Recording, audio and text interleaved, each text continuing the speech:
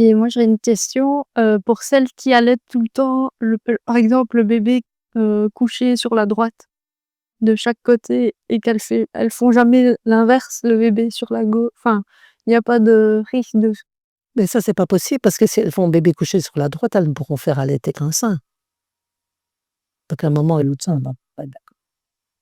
ouais, Oui, et tu vas le tourner comme ça, donc il sera sur le côté. Ou alors c'est du sein. aussi elles mais je sais pas. Mais je veux dire que par là qu'il faut alterner les positions.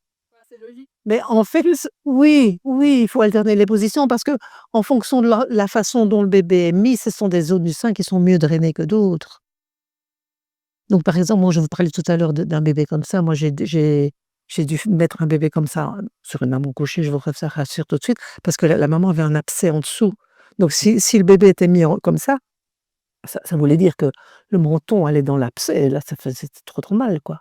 Donc pour pouvoir vider le reste du sein, Donc même avec un abcès, on peut continuer à allaiter sans avoir mal.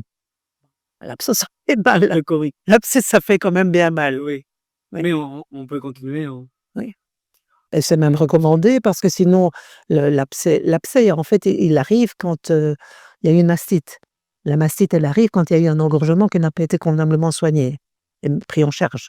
Donc si on arrête d'allaiter sur un abcès, ça va devenir enfin ça risque, d'aggraver le problème au niveau du sein, quoi.